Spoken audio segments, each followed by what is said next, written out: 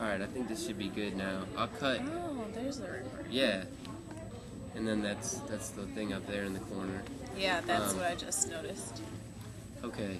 It is like, okay, go for it. Man. Yeah, I think that this is hopefully picking it up good. Well. Feel free to be as long-winded as you want. Oh, that's a dangerous invitation. Nah, I'm good for whatever, but basically, my name is Ben Rogers, and I am a student in communication fieldwork with Dr. Michelle Winchets at DePaul University. I'm conducting a study on ordering behavior of customers at McDonald's specifically. I'm interested in how people formulate what they want to order and how they vocalize their orders to the employees. And I understand, Julie, that you have been to McDonald's before and that you're somewhat familiar with the ordering process, and I would like to interview you about your experiences at McDonald's. Before we get into McDonald's, could you tell me just a little bit about yourself, your age, where you're from, kind of your intended major or career path? Sure. I'm 20. I'm from the suburbs, Arlington Heights. I'm currently studying elementary education. I've been at DePaul for 2 years. Well, this is my second year.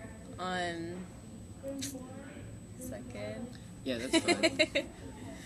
While you were growing up, did you used to eat at McDonald's frequently, or no? No, for me, eating at McDonald's was kind of a rare treat. It was a big deal going out.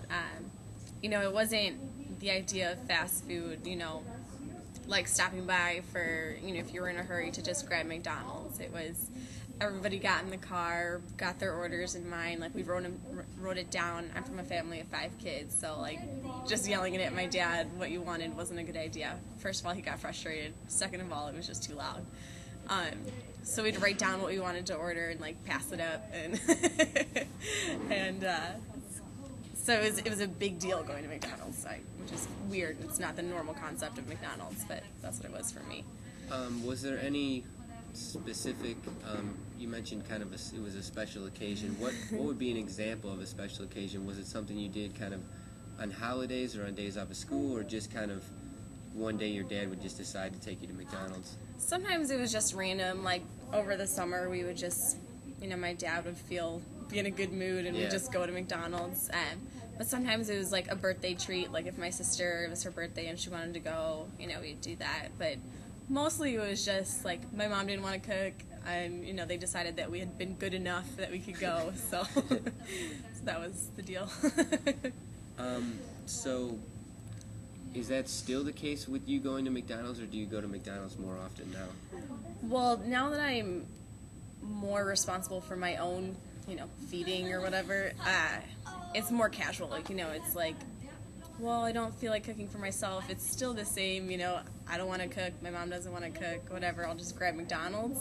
But it's not the whole, like, going with all 7 of us, writing the menu and everything. It's just, I'm going to grab some quick, like, chicken nuggets or whatever. It's the different mentality. It's not really a reward, it's a cop-out. Sure. Is there one McDonald's where you go to more frequently, or do you go to various McDonald's? Growing up, there was one that we always went to. It was just right around the corner, so it was easy. But in the city, there's one, like, every other block, so it's really whatever you're closest to. And what would you say now, since you have more of a conscious choice to go to McDonald's, what is the greatest motivating factor in making you go to McDonald's? Laziness. If I just really don't want to cook, or if I'm not in the mood, or if I just, like, want to stay on campus rather than, like, go back and then come back to campus, I'll just grab some sort of fast food, whether it's McDonald's or not, It's pretty much what it is. And is it due to proximity because McDonald's is close to the campus? Oh, yeah, definitely. Okay. Could you kind of walk me through what you perceive to be kind of the ordering process at McDonald's? Kind of, you walk through the door to McDonald's, what happens between the time you walk in and the time that you get your food, assuming that you're not going through a drive-thru, that you're actually in the restaurant? Sure. For me, I always, like, work up my appetite for it. You know, I like think I want to try something different, and I always tell myself that I'm going to try something different, and I always end up ordering the same thing. But and you can see it on everybody's face. You know, they're all standing back and looking at the menu and trying to decide what they want, and they've got the contemplative faces, and sometimes the rubbing of the chin, whatever. And the playing with the wallet, that I'm not quite ready yet, so don't ask me, for my order. And then, you see them when they're ready, they actually approach the table and they look very, more confident, at least for me. I'm looking at the lady at the register, or man, whatever. And, just place your order, whatever, and then, get your food, I guess. How do you know when it's your turn to order? I guess there's kind of the nonverbal communication between you and the person behind the register. If they've finished giving the receipt or whatever to the person before you, and there's just kind of the established behavior that you have observed through your lifetime. They're done and they're ready, facing you, or even sometimes there's the "can I take your order?" The cliche. Whatever. Sure. What do you mean kind of by established behavior? Could you kind of define that? Sure. I mean, in every aspect of your life, there's the norm, like when you're waiting for an elevator, everyone has their established norm that you stand, not too close to somebody, or not like standing on top of someone. There's established norms for every type of behavior that that you don't really like learn from a book or anything. You just learn it growing up from observing people, or your mom tells you like, oh no, don't do that, like don't go hold the other person's hand, you don't know them. Sure. So something kind of like that. And then you mentioned earlier kind of about people rubbing their chins, looking at the menu.